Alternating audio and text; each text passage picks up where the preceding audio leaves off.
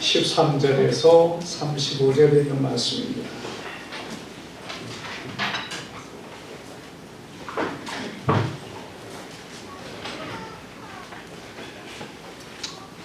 누가복음 24장 13절에서 35절까지 우리 한 절씩 교독합니다. 그날에 그들 중 둘이 예루살렘에서 일시보리 되는 엠마오라는 마을을 가면서 그들이 서로 이야기하며 문의할 때 예수께서 가까이 이르러 그들과 동행하시나 예수께서 이르시되 너희가 길 가면서 서로 주고받고 하는 이야기가 무엇이냐 하시니 두 사람이 슬픈 빛을 띠고 머물러 서더라.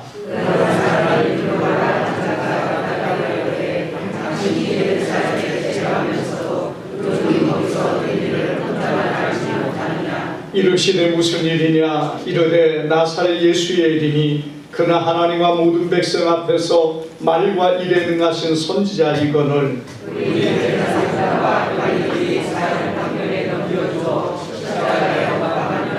우리는 이 사람이 이스라엘을 속량할 자라고 바랐노라. 이뿐 아니라 이 일이 일어난 지가 사흘째요. 또한 우리 중에 어떤 자들이 우리로 그의 시체를 보지 못하고 와서 그가 살아나셨다는 천사들의 나타남을 보았다 함이라.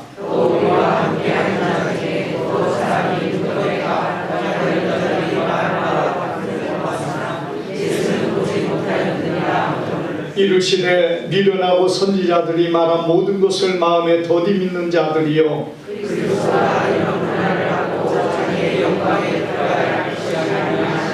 이에 모세와 모든 선지자의 글로 시작하여 모든 성경에 쓴 바 자기에 관한 것을 자세히 설명하시니라.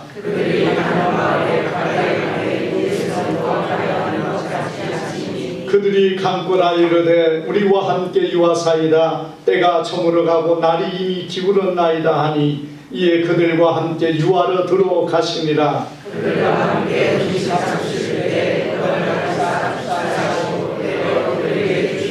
그들이 눈이 밝아져 그인 줄 알아보더니 예수님은 그들에게 보이지 아니하시는지라.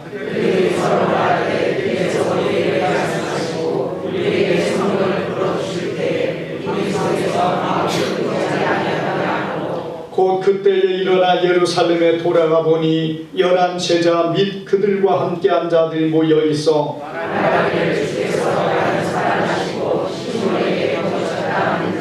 두 사람도 길에서 된 일과 예수께서 떡을 떼심으로 자기들에게 알려주신 것을 말하더라. 아멘. 우리 옆 사람과 한번 축복합시다. 축복합니다. 승리합시다.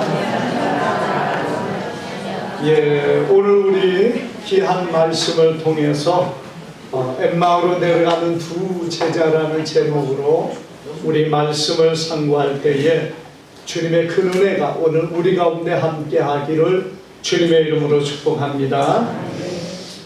우리가 주님의 부활을 믿는다는 것은 사실은 쉬운 일은 아닙니다. 오늘 이 부활절에 이 부활이라는 것, 여러분 계란을 놓고 이것이 부화되기를 기다리는 것은 그건 당연한 일이에요. 그렇지만은 우리 예수님의 부활은 계란이 부화되는 그런 의미가 아니라는 얘기입니다. 십자가에서 못 박히고 옆구리에 창이 찔려서 그리고 온 몸에 피와 물이 다 쏟은 다음에 그렇게 예수님은 죽고 나서 여러분 사흘 만에 예수님이 부활하신 것이 바로 예수님의 부활을 말하고 있습니다. 그러므로 여러분이 부활이라는 것을 믿는다는 것은 쉬운 일이 아닙니다. 왜? 그것은 인간의 상식과 인간의 경험과 우리가 가지고 있는 지식 안에서 이런 경험이 없었고 이런 예가 없는 그런 일이 부활이기 때문에 그렇습니다. 그래서 우리가 이 성경 안에 이 부활을 믿는다는 것은 정말 귀중한 일이고 정말 소중한 일입니다. 그래서 이 믿음이라는 이것이 정말 소중한데, 왜 그렇습니까? 우리가 믿는 믿음은 보이는 것을 믿는 것이 아니고 잡히는 것을 믿는 것이 아니기 때문에, 보이는 것을 믿는 게 아니고 잡히는 것이 믿는 것이 아니라 그 믿음으로 주님을, 부활을 믿기 때문에 그렇습니다. 우리 주님은, 살아계신 주님의 몸은 이제는 영이시기 때문에 눈에 보이지 않습니다. 만질 수 없습니다. 우리 하나님은 영적인 존재입니다. 그렇기 때문에 하나님을 믿는다는 것도 믿음으로 하지 아니하면은 결코 하나님을 믿을 수 없고 만날 수 없다는 사실을 성경은 우리에게 보여주고 있습니다. 그래서 믿음은 바라는 것들의 실상이요 보지 못한 것들의 증거라고 말씀했어요.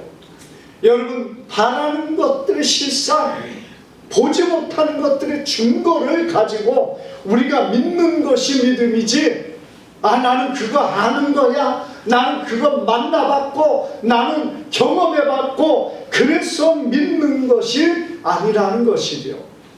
예수님의 부활도 동일한 것입니다. 믿는 자가 되느냐, 믿지 못하는 자가 되느냐, 그것은 그 삶의 모습, 그가 어떤 사람이 되어 있는가를 보여주고 있다는 것입니다. 오늘 우리가 이 본문에 보면은 2명의 제자, 물론 12명의 제자가 아닌 또 다른 주님을 따르던 제자인 2명이 예루살렘에서 엠마오라는 곳으로 내려가게 됩니다. 우리가 이 본문에 보면은 그 거리가 25리라고 하니까 대략적으로 한 10km를 말하고 있습니다. 여러분이 10km의 거리가 되는 곳으로 이 2명의 제자가 내려가고 있습니다. 그럴 때 여러분, 예수님께서 그들에게 함께 하시고 가까이 가서 그들에게 물어보고 있습니다. 그럴 때 여러분, 이 제자들이 자기들이 경험한 것을 이야기하면서 그렇게 낙심과 실망 가운데 예루살렘을 떠나 그리고 엠마오로 내려가고 있었다는 겁니다. 여러분, 왜 그들이 낙심하고 실망합니까? 예수님이 죽었기 때문에 그렇습니다. 여러분이 부활에는 분명한 것은 예수님이 죽으신 다음에 부활하셨지, 어떤 사람들처럼 가사상태, 그러니까 죽지가 않았는데 죽은 것으로 보여서 무덤에 넣는데 그것이 살아났다, 이렇게 사람들은 말하고 있는 사람이 많습니다. 그러나 여러분, 예수님은 분명히 십자가에서 죽으셨습니다. 이것은 역사에 많은 사람들이 그것을 인정했고, 여러분, 예수님이 당하신 그 고난을 보면은 결코 살아날 수가 없다는 것을 성경은 말씀하고 있다는 것이에요. 수많은 십자가의 처형이 있었는데 그 중에서 살아남은 사람이 유일하게 한 사람만 십자가에 매달렸다가 그리고 살려냈다는 겁니다. 원래는 3명을 십자가에 못 박았는데 그 총독에게 간곡히 유대인들이 부탁을 해서 이 3명을 다시 끌어내려서 잘 치료를 했다고 합니다. 그런데 그 중에 1명만이 간신히 살아남고 그 나머지는 죽었다는 거예요. 왜냐? 십자가의 처형이 너무나 힘들고 고통스럽기 때문에 비록 끄집어 내렸지만은 다시 살아나지를 못했다는 것. 예수님은 십자가를 지고 올라갈 때 그 십자가를 질 수 있는 무게마저도 감당하지를 못했습니다. 수많은 채찍에 맞았고 여름 머리에는 가시 면류관을 써서 온몸의 피를 참으로 이 머리를 통해서 흘러내렸고, 손과 발의 못을 박았고, 여러분 그 몸으로 더 이상 십자가를 감당하지 못해서 쓰러지고 또 쓰러지고 넘어진 다음에 우리가 아리마대 요셉의 그 구레네 시몬에 의해서 예수님의 십자가는 대신 지고 골고다에 올라가서 못 박혀 죽었던 것입니다. 여러분, 그렇기 때문에 역사에 많은 사람들은 예수님의 죽음이 분명하고 확실하다는 것을 그들의 문서 아래 증거하고 있습니다.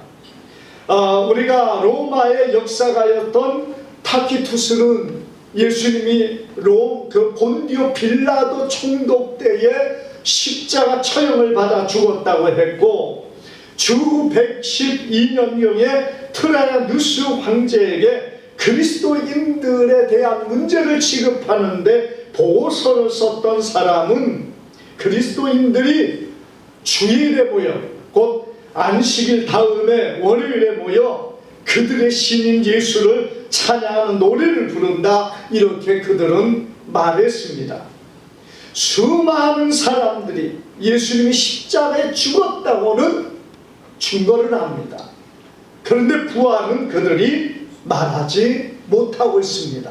왜? 그들은 주님을 만나지 못했기 때문에 그렇습니다.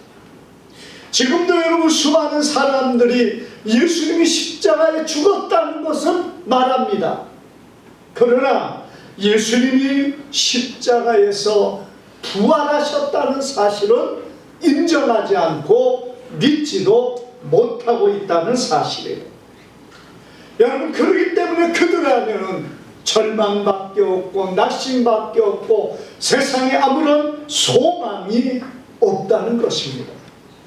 오늘 여러분, 이 엠마오로 내려가는 두 제자도 사실은 동일한 모습입니다. 그들이 예수님의 부활에 대한 많은 소식을 들었습니다. 자, 우리가 성경에 보면은 이 두 명의 제자가 뭘 들었습니까? 우리 중에 어떤 여자가 가서 예수님의 무덤에 갔다가 예수님을 보지 못하고 왔다는 거예요.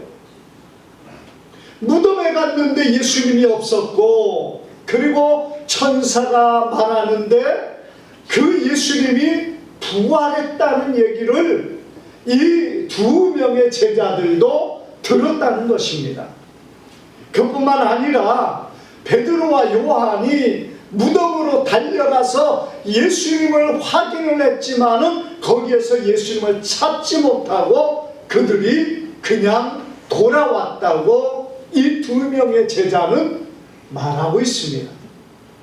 여러분, 이것을 본다면은 예수님의 부활에 대한 부분이 그가 여자를 통하여, 그리고 빈 무덤을 통하여, 그리고 천사들을 통하여 들었을 때 그들 속에 어느 정도 믿음이 있었다면은 예루살렘에 남아서 예수님이 오기를 기다리거나 혹은 어떻게 되어질까에 대한 의문을 가지고 거기에 남아 있어야 되는데, 오늘 우리가 보는 이 두 명의 제자는 그것을 믿지 못했다는 것이에요.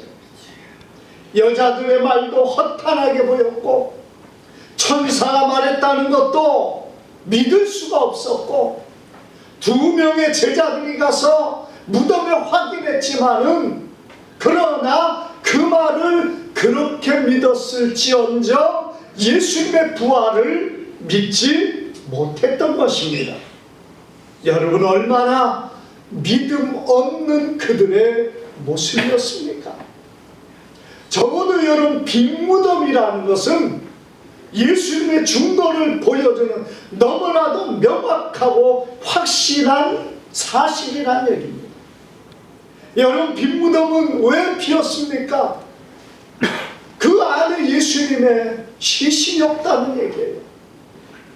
여러분, 이것은 무엇을 말합니까? 제자들이 예수님의 시신을 훔쳐올 수 있습니까? 제자들은 그런 용기가 없습니다. 우리가 성경에 보면은 제자들이요, 자기들끼리 모여 있어도 자기들의 문을 걸어 잠궈서 정말로가 자기들의 소리를 들을까봐 조심조심하며 소곤거리면서 얘기를 하는 그들이었다는 얘기입니다. 그런데 그들이 로마의 총독이 인장을 찍어서 봉인한 무덤의 문을 열고 거기다가 수십 명의 로마의 병정들이 무덤 앞을 지키고 있는데 그들을 해치고 가서 무덤을 열고 예수님의 죽은 시신을 꺼내올 만한 용기가 그들에게 있겠습니까? 천만에요. 제자들은 그런 용기가 없었습니다. 서로 그런 용기가 있다 해도 이미 죽은 예수님의 시신을 데려다가 꺼내다가 어디에 사용하겠습니까? 어디에 모시겠습니까? 사실은 지금 예수님의 무덤이 그들에게 있어서는 최고의 예수님의 무덤입니다. 왜 그렇습니까? 아리마대 요셉이 그들에게 제공한 예수님의 무덤은 새 무덤이에요. 한 번도 사용하지 않는 정말 좋은 무덤이라는 얘기입니다. 이스라엘 사람들은요, 무덤이 자기의 가족 단위별로 무덤을 사용합니다. 그래서 할아버지가 들어가고 그 다음에 죽으면 아들들이 들어가고 그 다음에 손자와 대를 이어서 여러분 그 무덤 하나를 사용을 하는 거예요. 이 아리마대 요셉이요, 자기의 가정을 위하여서 산에서 돌산을 어떻게 캐서 굴을 만들어 가지고 무덤을 만든 겁니다. 그리고 자기의 가족묘를 사용하기 위해서 그것을 만들었는데 마치 예수님께서 십자가에 매달려 죽으니까 이 아리마대 요셉이 총독의 요청에서 그 죽은 예수님을 바로 이 자기가 사용하려고 새롭게 만든 그 무덤에 넣었기 때문에 그렇습니다. 이게 어느 누구보다 어떤 무덤보다 정말 좋은 것 아닙니까?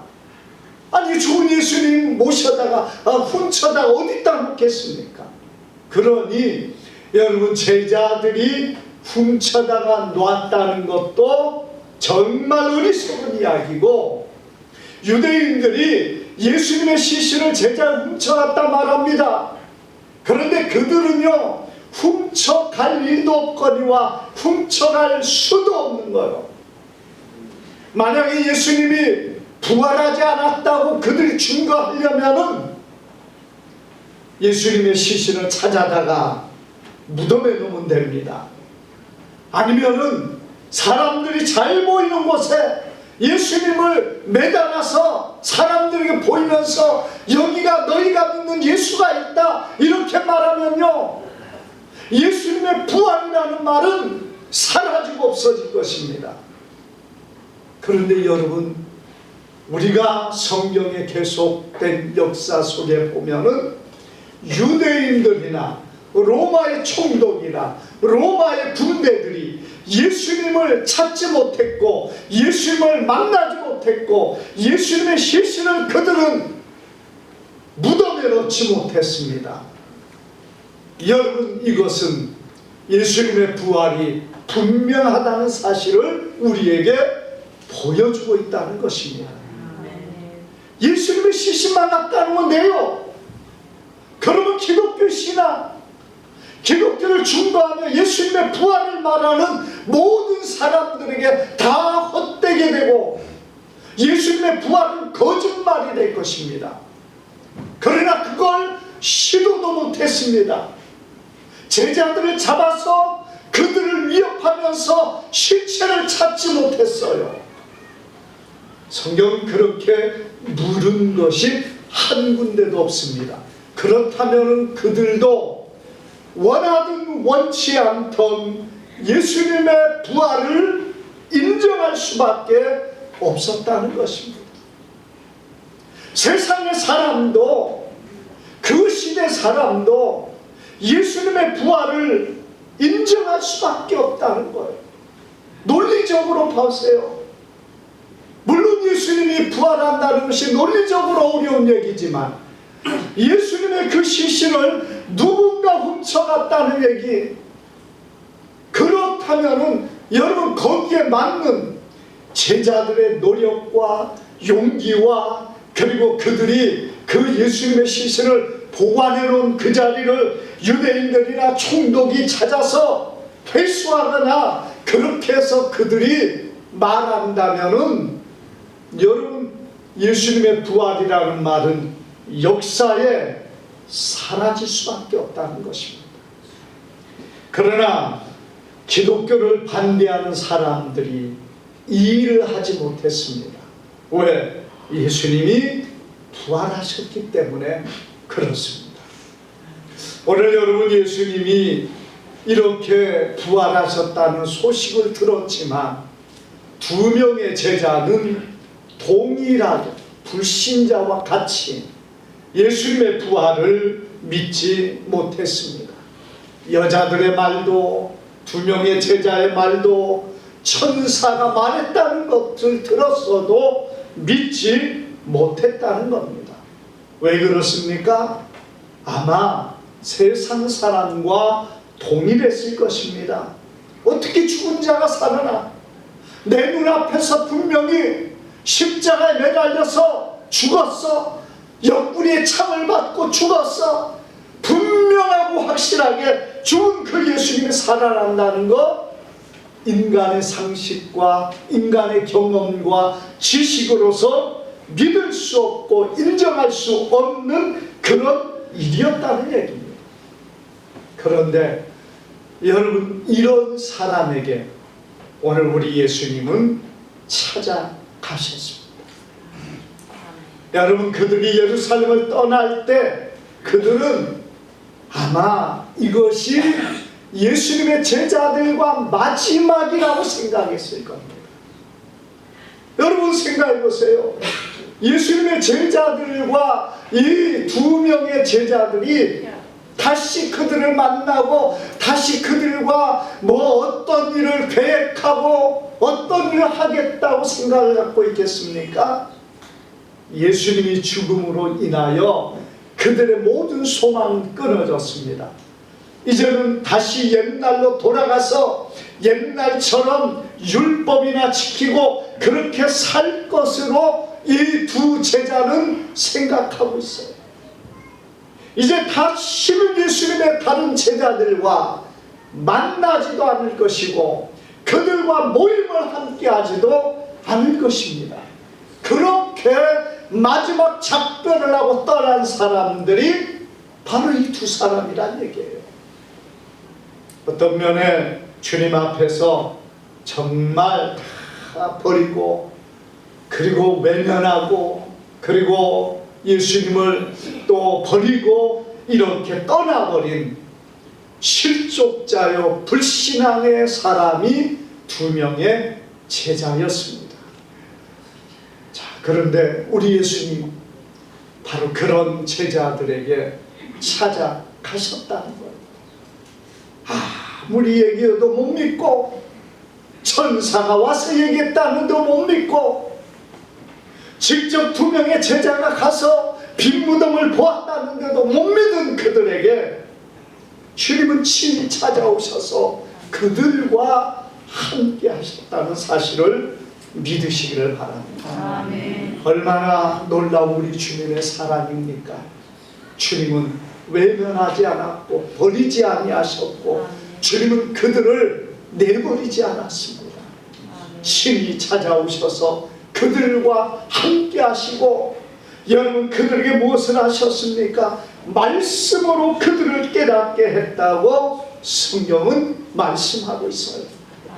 우리가 25절에 보니까 이르되 미련하고 선지자들에 관한 모든 것을 마음에 더디밌는 자들이요, 이렇게 말하면서 그들을 책망하면서 믿음 없는 것을 책망하며 그리스도가 이 모든 고난을 받고 자기 영광에 들어가야 되는 것을 모세로부터 모든 선지자들의 말씀을 그 시작에서 깨닫게 해주시니까 비로소 제자들이 그것을 깨닫게 되었더라. 성경은 이렇게 말씀하고 있습니다.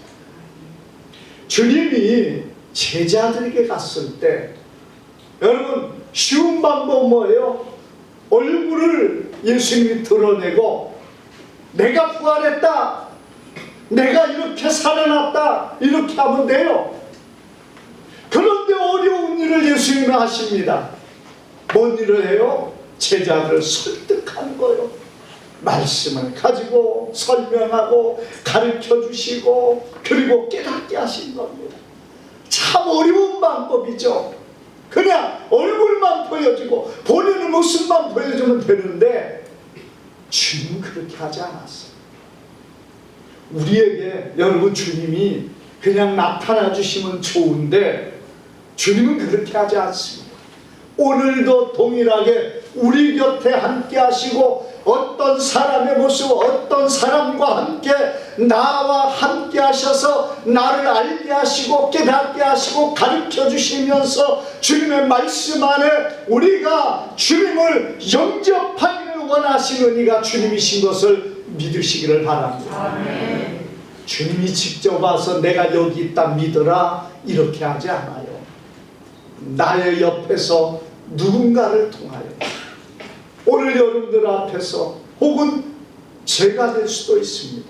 말씀을 통해서 깨닫게 하는 방법, 또는 여러분들을 전도하고 여러분과 함께하는 사람, 그가 누구일지라도, 혹은 남편일 수도 있고 혹은 아내일 수도 있고 혹은 친구일 수도 있습니다. 혹은 아는 사람일 수 있습니다. 여러분 지나가는 말로 한마디 던지는 말일 수도 있어요.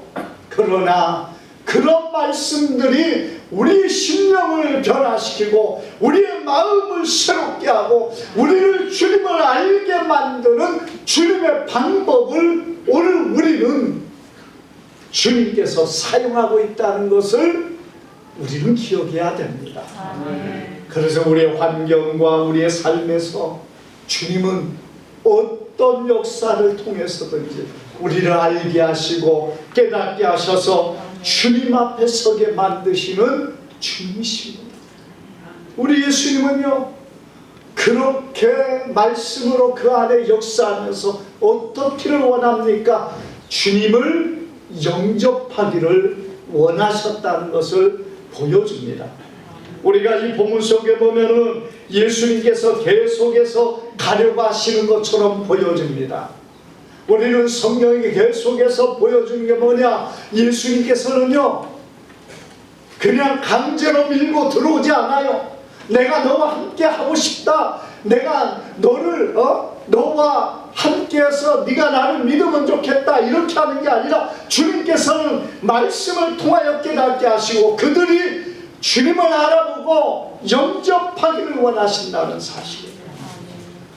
그래서 풍랑이는 바다 위로 걸어오신 예수님도 제자들의 배를 그냥 지나가는 것처럼 하셨다는 것. 누구든지 예수님을 영접하고 모셔드릴 때 주님은 그와 함께 하시고 그에게 자신을 보여주시는 것을 믿으시기를 바랍니다. 아멘. 우리 주님께서는요 이 제자들이 주님을 영접하고 모셔드릴 때 비로소 주님은 그들과 함께 했고 주님 자신을 나타내 주셨습니다. 그런데 그 가장 핵심된 것이 무엇이었습니까? 주님께서 떡을 떼어 제자들에게 주실 때 여러분 그들의 눈이 밝아져서 주님을 발견했다, 이렇게 말씀하고 있어요. 우리가 이 떡을 뗀다는 것이 무엇을 말하고 있습니까? 여러분 떡을 뗀다는 것은 사실 어떤 면에 주님이 떼어주신 것은 성찬과 같은 의미를 우리에게 부여주고 있습니다만은 사실 이 떡을 떼고 같이 한자리에 식사를 한다는 그거, 여러분 천국은 어떤 곳입니까? 주님 안에서 주님과 함께하는 식탁의 자리예요. 그게 천국의 모습입니다. 우리가 이 식탁의 같은 자리에 먹는 거 성찬도 되고 애찬도 됩니다. 애찬하면은 같이 우리가 음식을 나누는 것인데 여러분 이게 뭐냐? 떡을 떼어 먹는 것이 우리가 초대교회는 예배라 이렇게 표현하고 있어요. 우리가 하나님 앞에 예배는 구약은요, 하나님 앞에 경배하는 것입니다. 하나님 앞에 우리가 마음을 다하고 정성을 다하여 어떤 예를 올리는 것이 구약의 모습이었어요. 물론 우리가 신약에도 동일하고 비슷한 모습이지만 무엇보다 예배가 신약에서는 뭐라고 표현되어 있습니까? 떡을 떼기 위해서 제자들이 모였다 이렇게 말하고 있는 거예요. 그래서 우리 교회가 성찬을 매주 합니다. 왜? 제자들이 떡을 떼기 위해서 모였기 때문에 그래요. 그래서 떡을 떼는 것이 예배가 되었고 그것이 하나님 앞에 영광이 되었다는 거예요. 우리가 한 자리에서 떡을 떼는 것은 무엇을 말합니까? 한 자리에서 떡을 떼는 건요, 지금 한 식구가 되었다는 거예요. 한 식구. 여러분, 식구라는 것은 식을 같이 먹는다는 얘기예요. 같이. 이게 우리가 그냥 쉬운 얘기지만은요, 우리가 과거에 아무나 같이 앉아서 식사를 하는 게 아닙니다. 이 식사의 자리는 사랑의 관계 속에 이어지는 거예요. 우리가 가정이 되었다는 얘기는요, 같이 식사를 같이 하는 것이에요. 한 식구라는 것은요, 식을 같이 먹는 그런 자리란 얘기예요. 한 식구라는 얘기는 뭡니까? 서로 그 안에 신뢰가 있고 서로 그 안에 사랑이 있고 서로를 향하여, 여러분 뭐가 있습니까? 서로를 향한 평화와 화목이 그 안에 있는 것입니다. 그래서 여러분, 우리가 이 식탁이 평화로워야 가정이 평화로운 거예요. 네. 우리가 이 식탁의 자리에서 평화로운 것을 누리는 것이기 때문에 우리 안에 평안이 있는 겁니다. 여러분, 이 식탁에 같이 예수님이 떡을 떼었다는 얘기는요, 그래서 주님 안에 하나가 되었다는 얘기고 한 가정이 되었다는 것이고, 서로 우리가 함께 한다는 것은 서로가 신뢰한다는 거죠. 우리가 과거에 여러 왕들이 밥을 그들이 먹고 뭔가를 마실 때 여러분, 그들이 그냥 덥석덥석 먹었습니까? 사실은 그들이 먹을 때에 가장 먼저 앞장서서 그 음식을 먹어보는 사람이 있단 말이에요. 여기에 독이 있는가? 여기에 잘못된 것이 있는가? 그것을 위해서 먼저 먹습니다. 그리고 나서 왕이 먹는 거예요.